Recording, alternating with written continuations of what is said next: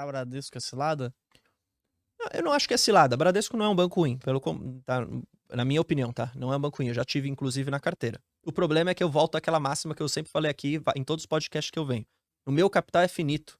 Eu preciso alocar ele da forma mais inteligente possível, de acordo com a minha estratégia, de acordo com o meu horizonte de tempo. Na minha opinião, para ser bem sincero, o melhor banco para se alocar numa estratégia de previdência que eu quero receber dividendo é o Banco do Brasil. Não é à toa que eu tenho esse banco. Ah, Bruno, pô, mas e Itaú? Itaú não é melhor que Banco do Brasil? Historicamente, Itaú é melhor do que Banco do Brasil em termos de rentabilidade e lucratividade. Isso é um fato. Porque Itaú... Então, o dividendo por ação ele é muito baixo também. Então, o bom do Banco do Brasil, qual que é? Um payout alto, um nível de lucratividade bom nos dias de hoje, e um cronograma de dividendo muito mais previsível do que o Itaú. O Banco do Brasil divulga todas as datas, por exemplo. Data com, data de pagamento, tudo. Você tem tudo lá via fato relevante. Então isso traz uma segurança maior para o investidor de renda, diferente do Itaú. Ah, pô, mas e Bradesco? Bradesco também paga dividendo. Qual que é o grande problema? Qual que é a grande diferença? É um banco mais arriscado. Precisa lucrar, né? Não, tem o Bradesco, por estratégia, assim como o Santander, quando eles cresceram a carteira de crédito, isso de fato é muito bom em cenários macro favoráveis, porque você acaba crescendo uma carteira de crédito mais arriscada e, portanto, você cobra um juros mais alto, e aí você acaba ganhando mais. Qual que é a contrapartida disso? Quando a gente viu agora um cenário macroeconômico desfavorável, e você viu, por exemplo, a taxa de juros subir, a inadimplência subir, o que aconteceu com o balanço do Bradesco? Foi enturrado de provisão e a lucratividade foi para baixo. Então é isso que aconteceu com o Bradesco e o Santander. Significa que os bancos vão quebrar ou que, pô, não vale a pena? Claro que não. São dois bancos de história pra caramba. São dois bancos bons. Agora, é uma recuperação que vai ser gradual. Então, o dividendo daqui 6 meses, daqui 1 ano, não vai ser bom. Assim como o Santander. Significa que eu não tenho essas empresas? Bradesco, sim. Santander, eu tenho. Santander, eu tenho. Nunca vendi. Não tô aportando no momento, por uma questão de preço-teto.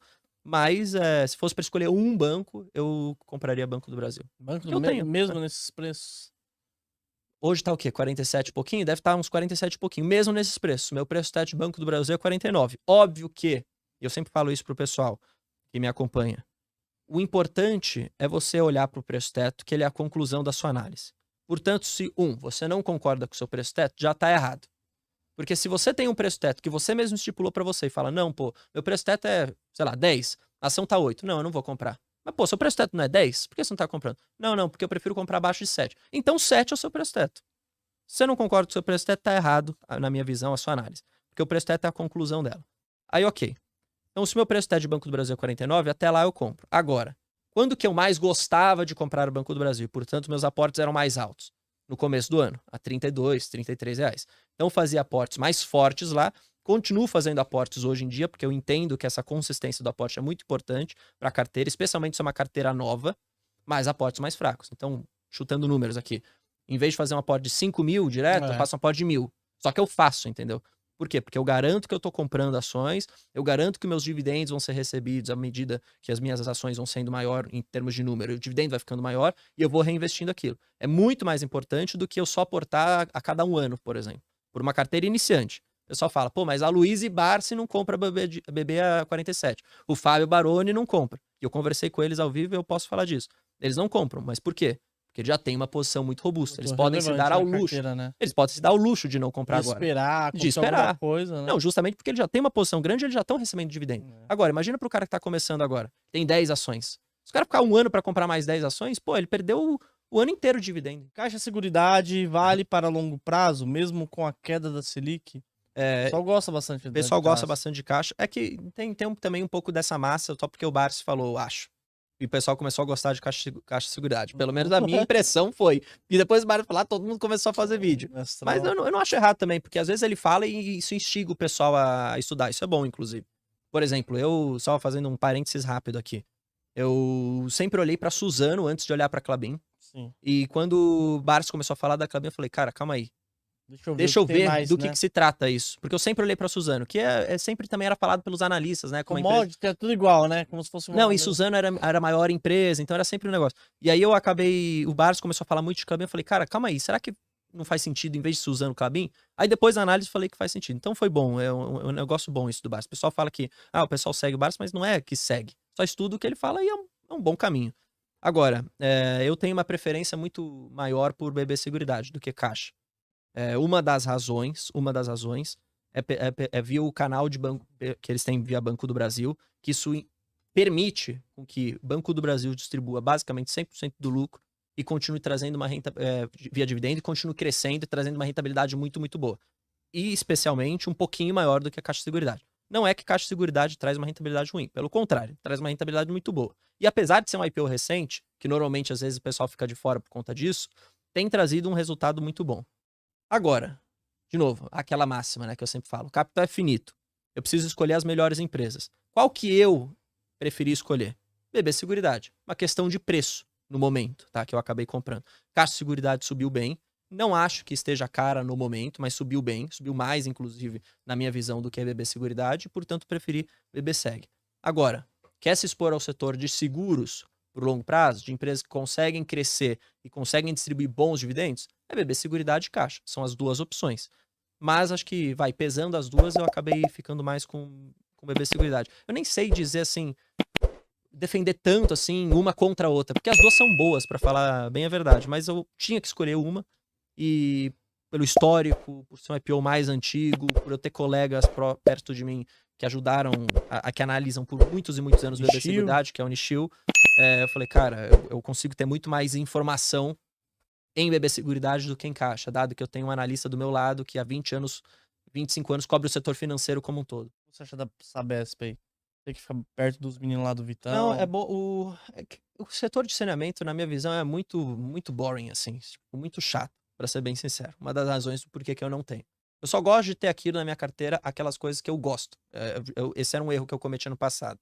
É ter, às vezes, coisas que eu não gostava. Só porque, às vezes, o preço tá muito bom, mas mesmo assim, eu acabei tirando isso tudo e só tem as empresas que eu gosto. Agora, saneamento. Qual que é a grande...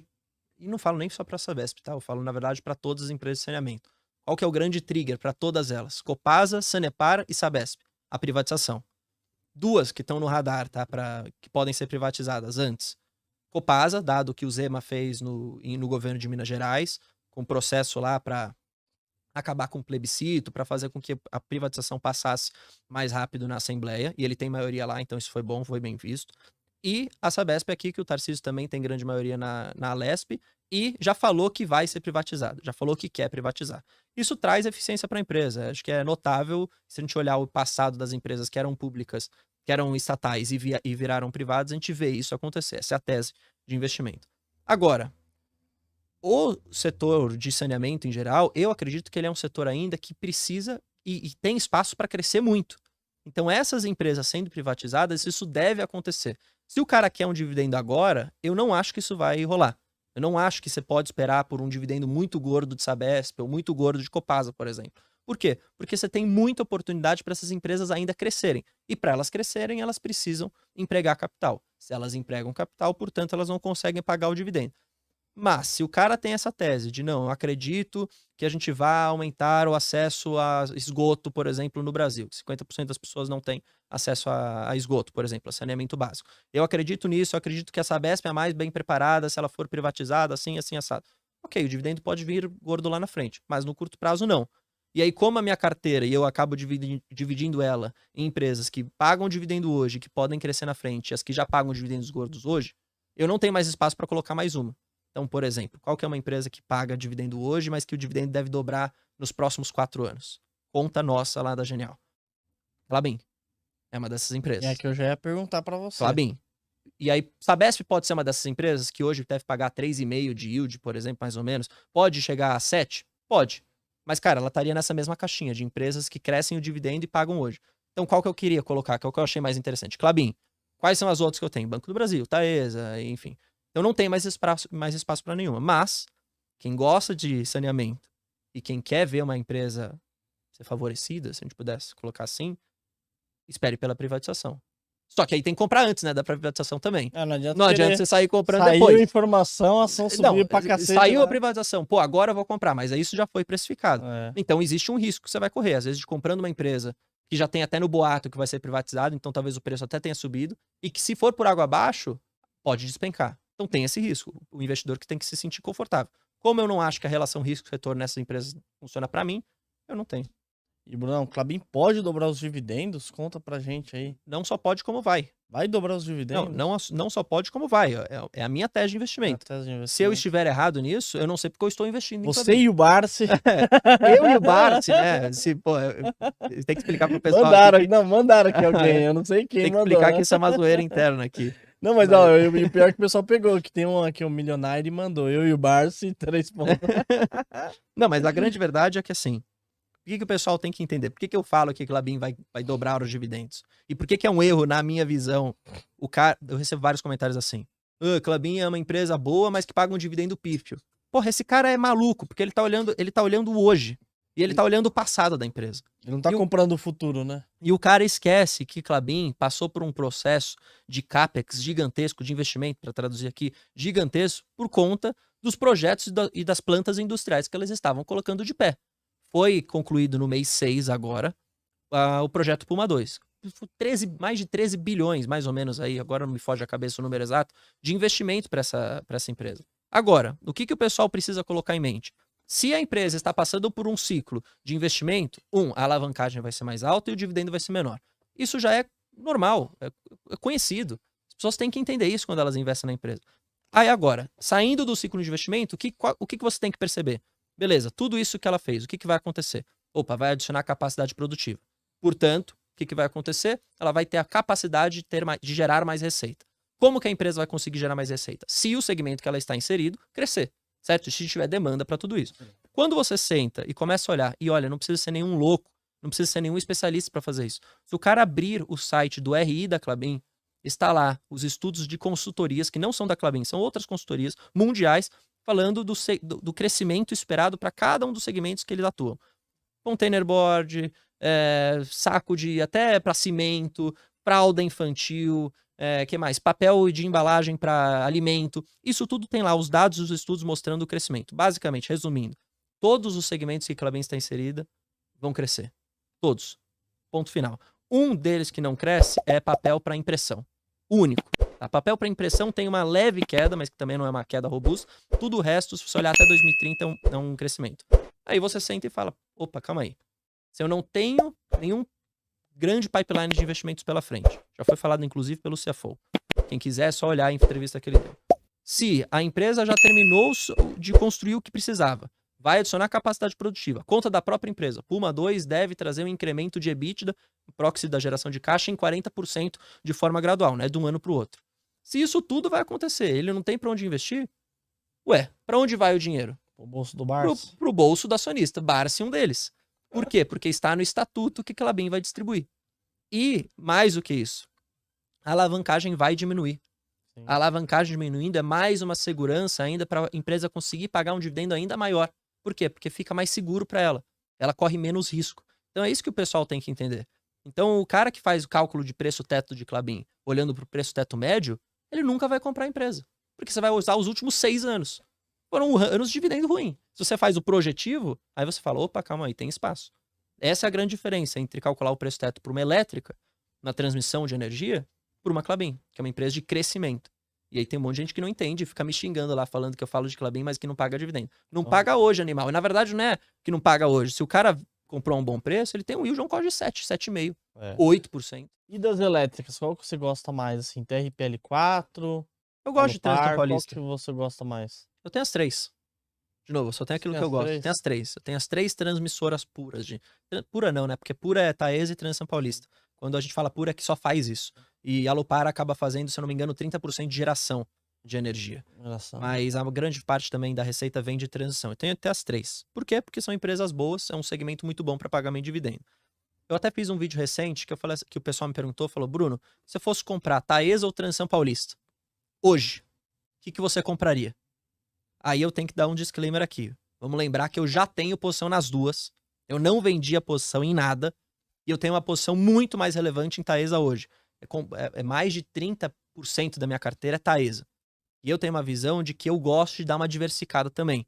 Eu não gosto de ter acumulado muito em uma só ação. Eu não vendo, eu não vou vender, longe disso, mas eu vou acabar colocando meu aporte em outra empresa. Então, dado esse primeiro motivo, Transamp Paulista eu iria investir. Agora, existem outras variáveis para eu decidir investir ou não.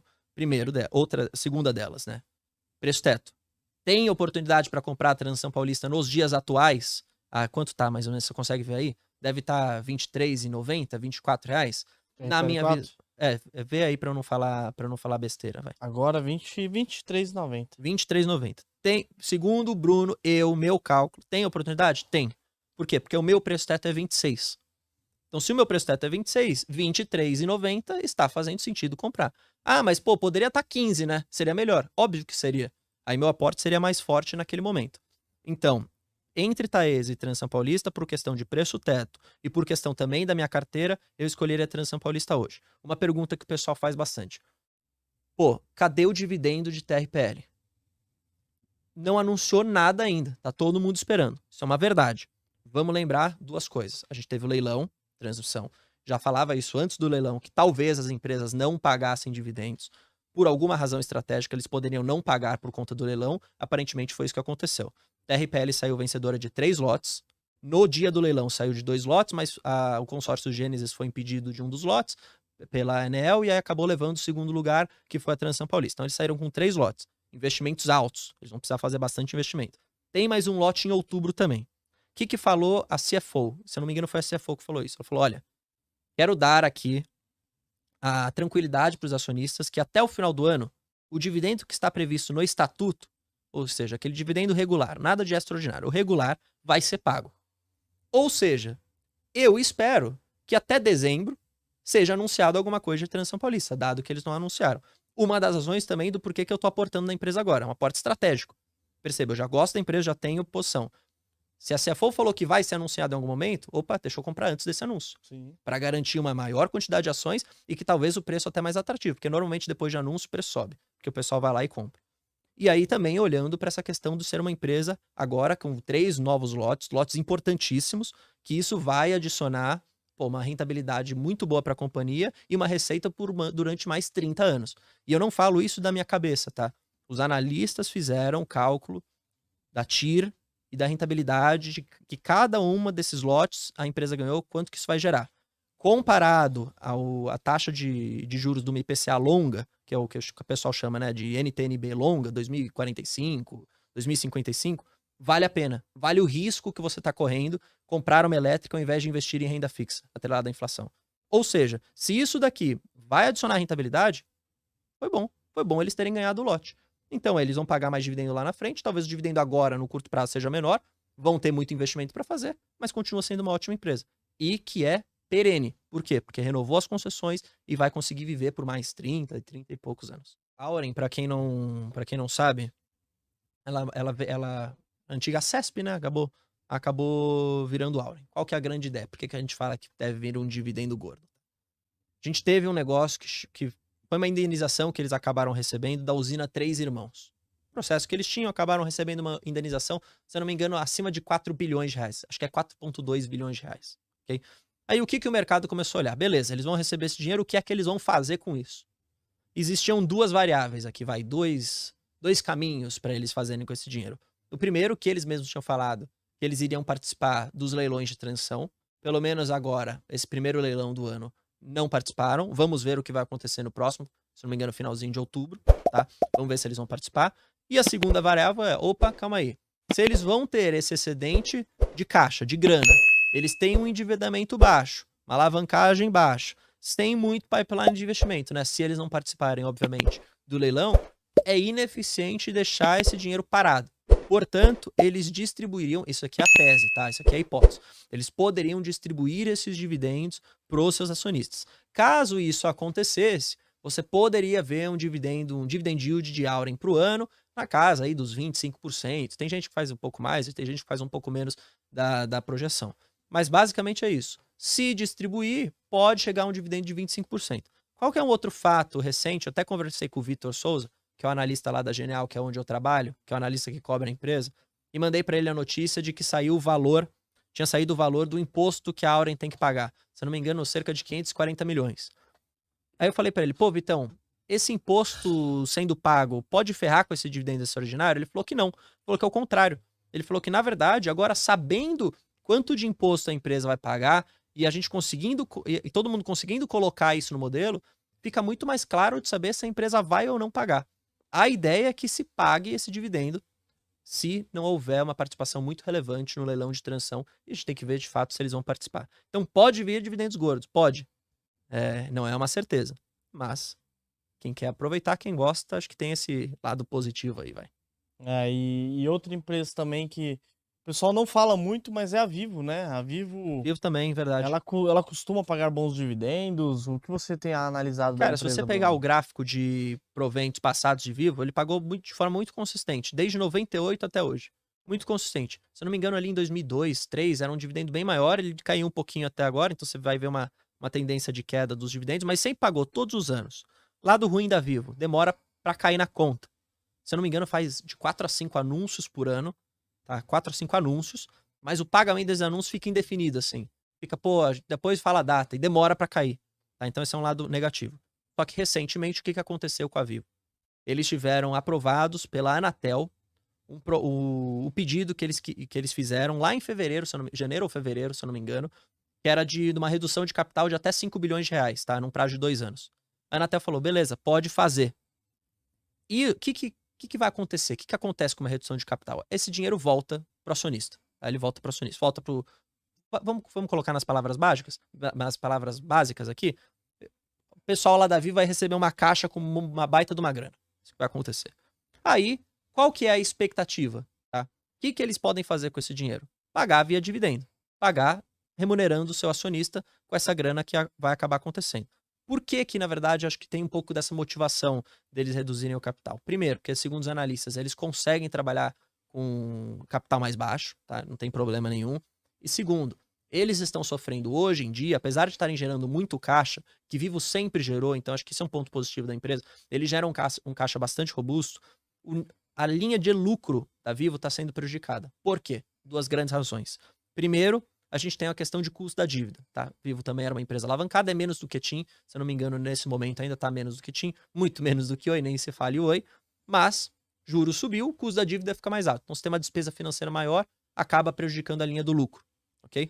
E você também tem uma outra questão que é relacionada ao leasing dos ativos da Oi. Então, como ela fez a aquisição dos ativos da Oi, ela também tem isso penalizando a linha do lucro. Agora, você analisa duas coisas. Essa questão dos ativos da Oi é para sempre? Não. Essa questão do custo da dívida alta é para sempre? Não. Inclusive, a gente vai ver uma tendência de corte agora na taxa de juros. Então, isso deve melhorar o nível de lucratividade. Por enquanto, como esse nível de lucratividade está baixo e o payout é em cima do lucro, o que eles vão fazer? Para eu conseguir remunerar meu acionista num dividendo melhor, e eu estou gerando caixa, e, portanto, o dividendo vai ser saudável de qualquer forma, a gente faz a redução de capital e distribui aquilo. A ideia dos analistas, pelo menos os cálculos que eu vi, e eu não fiz porque eu não tenho Vivo, mas é o de um dividendo regular de 7,5, que era previsto para 2024, isso vai para 11, isso vai para quase 12.